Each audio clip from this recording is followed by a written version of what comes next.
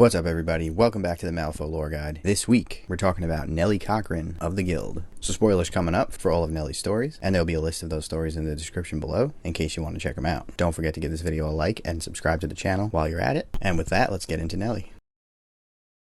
Fiona Gage, a former miner, is reviewing an article written by Nellie about her experiences working for the Union. Nellie looks on eagerly, hoping that the large woman will approve the article so that she can publish it in her newspaper. She helps Fiona with some of the larger words, and she puts her hand on Fiona's shoulder, and Fiona reacts angrily, explaining that she doesn't like to be touched. Nellie sees a rage building in Fiona's eyes, and suddenly a pillar of rocks shoot through the floor, almost hitting Nellie as she runs for safety. When everything calms down, she approaches Fiona, who is sobbing in the corner, and tries to comfort the woman. Nellie explains that Fiona must be uncomfortable with other people finding out about the changes in her as a result of the operation after the accident, and Fiona responds that she's mad because she got ink on her hands and can't get it off. Nellie leads her to a washing basin, and Fiona scrubs her hands. She attempts to inspire Fiona by telling the story of the woman's ordeal in flowery language, detailing how she was injured while working for the Union, who are irresponsible and don't care for their employees, and she was then cast out and not allowed to return to work as a result of her injuries. She leaves out the detail that Fiona's condition has caused her to become prone to uncontrollable fits of rage. Fiona apologizes for the mess she made and explains that she's unsure if she wants the story to run, and Nellie replies by offering to walk Fiona home, as a lady should not be alone at this time of night. Fiona reminds Nellie that she is a lady as well, and the two women leave. As they are walking down the street, Nellie is trying to butter Fiona up, attempting to build a rapport and make Fiona more comfortable with her running the story. Suddenly, Fiona stops Nellie and draws her pickaxe, sensing some danger up ahead. 13 men approach them, and the one in front explains that they have a message from the Union. As the group charges at Fiona, she hefts her pickaxe and smashes the first one up against a wall, killing him immediately. Nellie begins explaining that she will publish a story detailing each one of their appearances and that the whole town will know about them, as the men see what happened to their comrade and all turn and run away. Nellie remarks that she must have scared them away, and Fiona turns to her and laughs, telling Nellie that she doesn't know what she would have done if she had encountered them alone. She then remarks that the men were sent from the Union, probably to stop her from publishing the story, and Nellie smiles and agrees. Fiona pauses and then tells Nellie to publish the story, as she doesn't like to be pushed around. The next day, Nellie prints the story and prepares dozens of papers for her to sell at the train station. As she goes to leave, she sees several tough-looking men standing outside her building and goes back inside. They kick down the door, and one man approaches her with a gun as the rest of them begin pouring kerosene around the office. The man explains that they're going to burn the building down, along with all of her newspapers and her inside. Nellie throws her hat at the man and makes a run for it, and he fires at her but misses as she makes it out the back door. The men laugh with each other, as they are sure she won't make it very far. After a minute, the back door bursts open, and a body flies through, followed by the imposing figure of Fiona, holding another of their comrades who had been sent after Nellie. A nearby goon approaches her, and she dispatches him with her pickaxe. The rest of the men circle around her, liking their odds as she is vastly outnumbered, when suddenly they feel liquid pouring on their heads, and they look up to see Nellie pouring a can of kerosene on them. She lights a match and holds it up, and states, "This one is hot off the presses," as she drops the match. The men are engulfed in fire, and the few that try to make it to the ungas-soaked side of the room are cut down by Fiona. The two women spend the rest of the day selling papers, and afterwards Fiona decides to go home. Nellie sits there wondering what to do next, as a man approaches her and tosses a bundle of money down at her feet, explaining that the guild would like to buy more of her papers and hire her. Nellie responds that the press cannot be bought, and the man shoots back that if that's the case, that he will go inform her new friend about who hired the goons that had jumped them the day before. Nellie considers how scary Fiona is when she's angry, and changes her mind, asking the man if she will have a facility and a staff. The man responds that she will be in charge of the Malifaux Tattler, and she will have everything that she needs, but that she might one day find evidence that the guild caused the explosion that injured Fiona, and that as a condition of her employment, she's never allowed to publish that information. Nellie feels sick to her stomach, and the man throws another bundle of money at her feet. 2 weeks later, Nellie is showing Fiona around her new office and press room. Fiona is impressed and pleased to find out that this was all the result of the story about her. After a while, Fiona tells Nellie that she has to catch a train, and Nellie replies that she has made a lot of enemies in her time as a journalist, and that she might need some protection, and asks if Fiona is looking for a job. Nellie hopes that Fiona will answer with something dramatic, but she simply replies, "Yeah."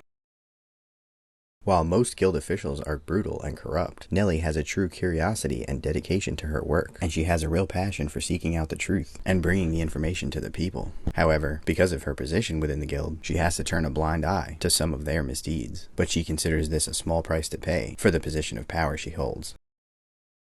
After her companion Philip is captured by the guild, Molly starts to look for ways to get him back. She finds a weakness in the guild security at the Malifaux Tatler, and lucky for Molly, she used to be a journalist herself. She meets with Nellie, the editor-in-chief, and applies for a job, and the woman eagerly accepts her, providing her with several assignments right away.